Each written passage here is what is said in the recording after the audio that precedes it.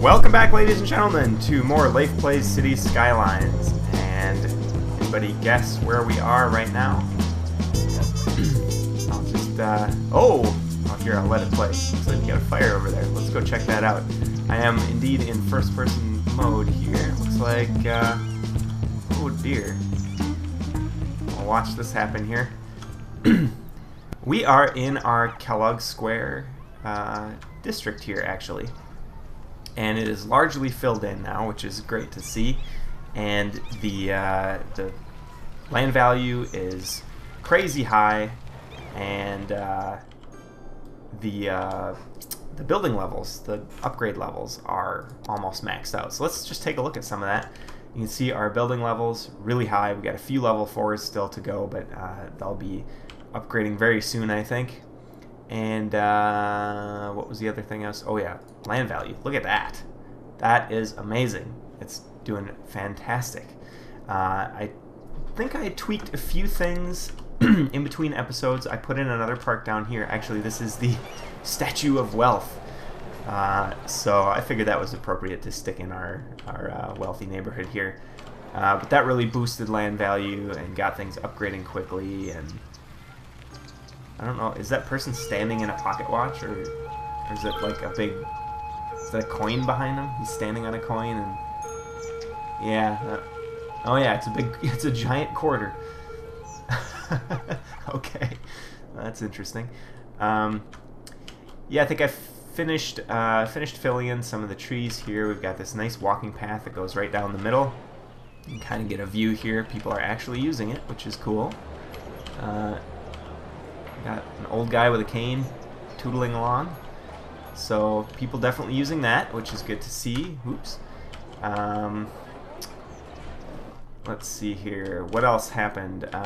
Well, yeah, this whole area I started to put together. And if we look at zones, this is kind of what I was doing. A lot of high-density residential, high-density commercial, and some offices. Now our offices are, we just don't have much demand for that right now. That'll probably pick up as we increase our population a bit more. You can see we're at 65,000, which is as high as the city has ever been yet. So that is working out really great. In between episodes, I also put in a second cargo rail stop. So this one here. And these things, this whole industry area's got to really be rethought, because traffic is always kind of an issue here, especially around the train terminals. As you can see, all those trucks want to go in and out of there, so we need to separate that traffic out from the rest of it. And you can see same thing here, all that traffic going in and out of this thing right on this intersection. It's kind of bad news. So eventually, at some point, we're going to have to deal with that. In Kellogg Square now, we do have a couple of areas of bad traffic. This kind of L shape here in particular is really bad, and it has to do with, as far as I can tell, access to all these areas from the freeway. And actually, if we look here, a lot of this traffic is it's getting off the freeway, it's coming down here, and then it's taking left turns. Let's actually speed this up a bit so we can see better where all this traffic is going. Yeah, almost all these are taking left-hand turns and getting on the freeway here, it looks like. A bunch of them are going straight through. So we've got a problem where southbound traffic is trying to get into this unnamed district that we have here, and it's got to go through here to get there, I guess. So we need to rethink that, and probably wrap around, take an exit off of here, wrap it around underneath, and connect it directly into this zone. I think it'd probably be a good idea. But for now, it's kind of an isolated spot. We're going to leave it alone for now, because this episode, as I promised, we are going to look at public transport. And I had a viewer, and I don't have your name up on the screen, so I can't tell you that. Actually, let me see if I can pull that up. All right, a suggestion from Jordan605632 was to give Kellogg Square its own bus line or metro line. subway line. And in fact, oops, let's let this run again. I'll turn the speed down a little bit. In fact, subway line it is. So I've put this subway line down, down the perimeter. So there's 3 long blocks in between that, I'm not sure how far pedestrians will actually walk, but you can see there are a ton of people come pouring out of here. There we go, we caught them. And let's actually follow them and see where they go. So a bunch of them are headed off this direction. Looks like most of them actually. And here's another clump. Let's see if they follow the same route. Yep, most of them head off that direction. And then down this way, and then up this way. It looks like they're going... And then they're crossing the street up here. And they're going over the freeway. And they're going over to this... Okay, that I have no idea what that's all about. That's pretty weird. Okay, clearly I've got some more messing around to do with this. But so let's just take a look here. The overall plan for the city, I think, is these 3 zones: Kellogg Square on one end, University Village on the other end, and whatever we're going to call this middle zone. In fact, if anybody has a suggestion for what we could call this middle zone, let me know in the comments, and we'll get that named and set up as a district, or yeah, they call it a district. So what I want is kind of a big loop that goes through all 3 of these. And right now you can see it's the green line and the red line are separate, but I think I want that to be one big loop. And then going the opposite direction, 90 degrees, like this, I want 3 different loops to kind of cut through those 3 districts. And probably this blue line that comes through this district up here. And another opportunity for naming a district. If anybody has any good ideas for this area for a name, let me know in the comments and we'll get that named as well.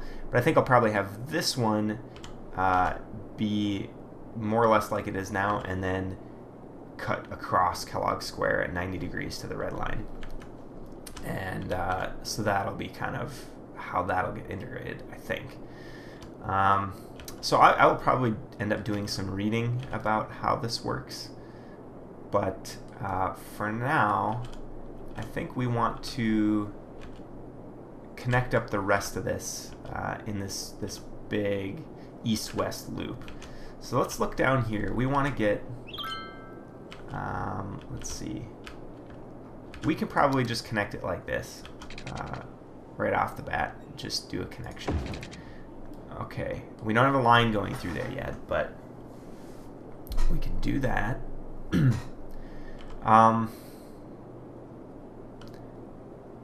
It might... We'll have to experiment with this, but the one downside I can see to doing this the way I've kind of planned it out is that the loop is really long, and so if there's only one train on the loop, for example, it's going to take forever for it to get to any given stop. And as you can see here... Oh, you can't see it in this view, but let's pause. If we go into the train view, you can suddenly see there are a ton of people waiting on the tracks down there, apparently. And there, lots of people waiting. So where is the train? Let's see if we can find it. Okay, there's a train. 1, 2, 3 trains. Okay, 3 trains on there, but they're all clumped up. So that could be kind of worrying, I guess. But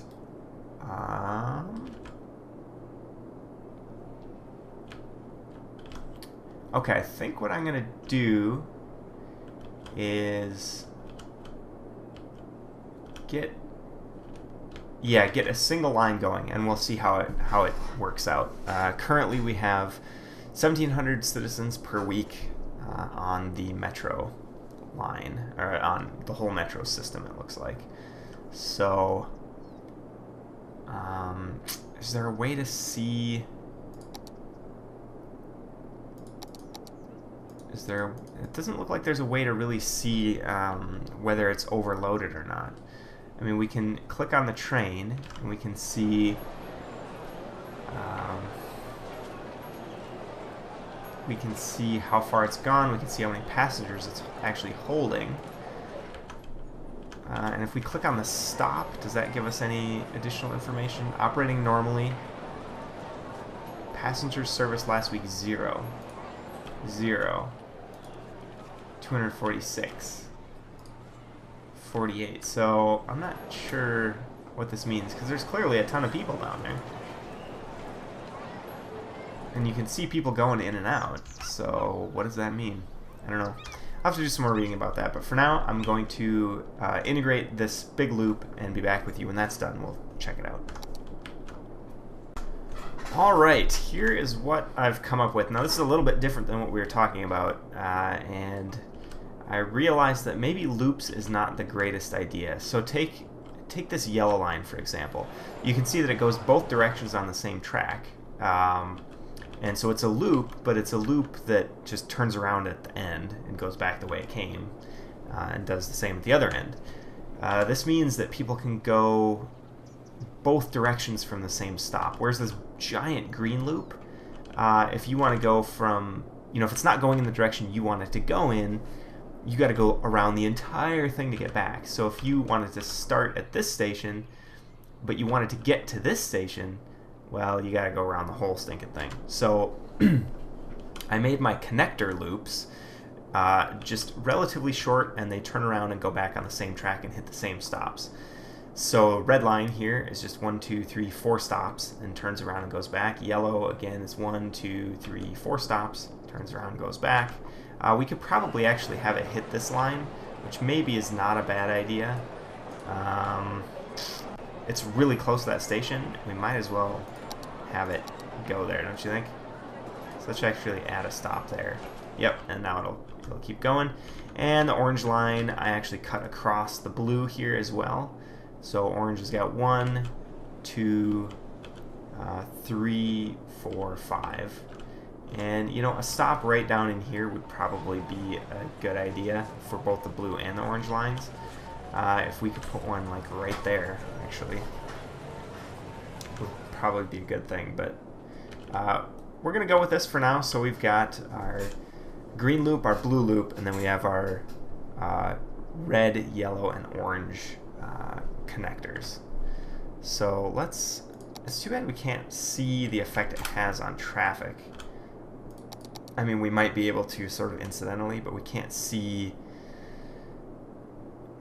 We can't see the road traffic and the public transit traffic at the same time, which is kind of unfortunate. I wish there was a way to kind of compare and see how things are going there. But we can see we got some upgrades happening because of these lines that have opened up. 15 passengers on there. 201 passengers on there. I think this is a better system, and I think maybe even getting rid of the loop, the big green loop and the big blue loop, might be a good idea. So I think we'll monitor and see. Let's look here, 395, 357, 714. How about, oops, that is not at all what I was trying to do. This, can I click on that? There we go. 774, 165, that one's kind of isolated, 178. We probably want these to come out into the industrial zone too, so people get to work on the metro, which would help with traffic issues, I think. So that is something to add in the future, I do believe. So cool. All right. I think this loop thing is, the more I think about it, the more I think it might be a bad idea, but I think time will tell. We had 1,700 people using it per week before I did the tweaking. It's now up to 2,100 per week, so that's a good thing. Tourists also are using it a bit more, slightly more. I think we had 3 per week before, now we have 20 per week. And do we actually even have a bus line still? We had a bus line, and we have a bus station, but I don't see a bus line. How are 3 people, well, 12 people per week using it when there is no actual bus stops? I have no idea. It would probably be a good idea to maybe have a bus line that goes through the middle here. Actually, why don't we do that and see if that gets any use. So we'll go bus, and we'll go bus line, and we're just gonna do like, let's see, so here, here, I'm gonna skip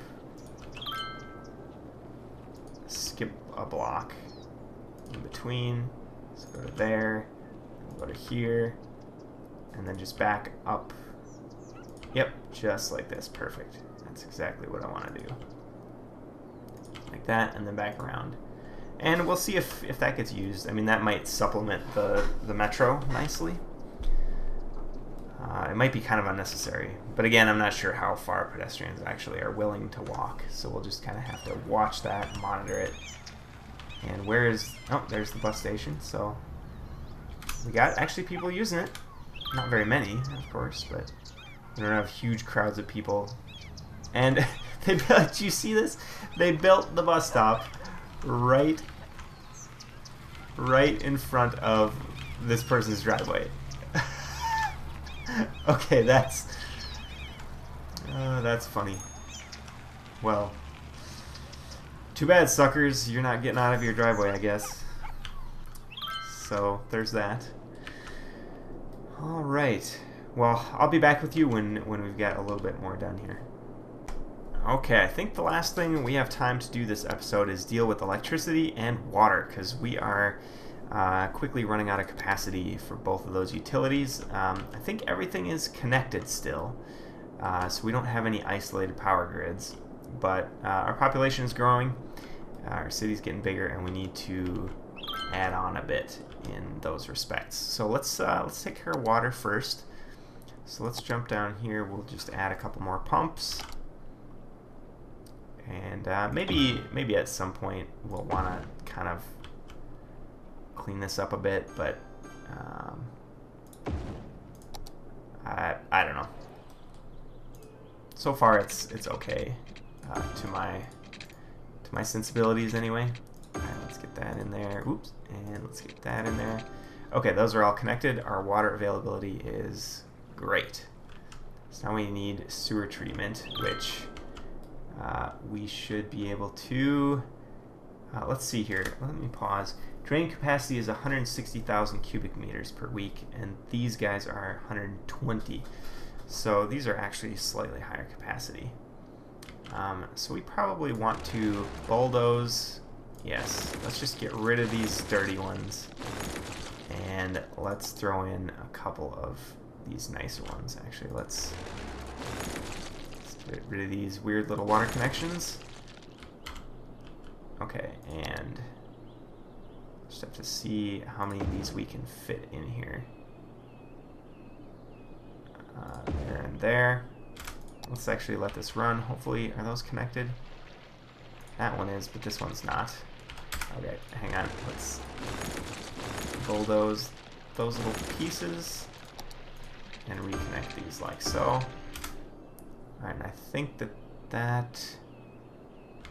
Okay, yeah, so we definitely need to add probably 3 more would be safe. These are starting to get kind of icky. I don't like continuing to do things this way, but you know, we'll get those connected up. There we go. Okay, good. So we're good on that. Now let's look at our power issues. Let's see. So let's look at our options here, actually, and let's just slow this down. So we've got a lot of options. We've got our solar. Ooh, nuclear power plant now. Doesn't generate ground pollution, but does emit noise pollution, and it has high water usage. And it's 640 megawatts, whereas oil is 120, coal is 40, solar is 160, nuclear is 640. Yikes. Actually, I think maybe we should throw a nuclear plant down just to see how it goes. It's going to cost us $8,000 a week, which is crazy, but let's give it a try. I mean, we haven't done that yet, so I think we're going to put this right over here. It's kind of in an isolated spot, so if something really horrible happens, and Actually, let's pause until we get the electrical lines. Make sure that they are appropriately hooked up. Okay. Yeah, so something really bad happens, at least we're kind of isolated from the rest of the city. Well, in real life, if we had a meltdown, which, granted, in real life is extremely unlikely, this would be way too close to the city to make any difference whatsoever. So, and it said high water usage, so I think once this comes online, our water availability is going to drop. And are we seeing that happen? Let's check our electrical. Went way up, of course. No, it seems to be okay. So we'll just have to make sure we have sufficient water.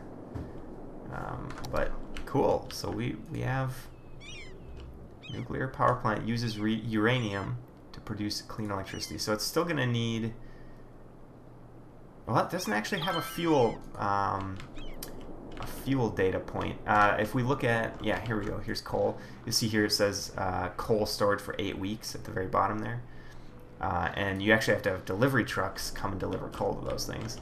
Here, it doesn't have that line, so maybe it doesn't actually require deliveries, which would be interesting.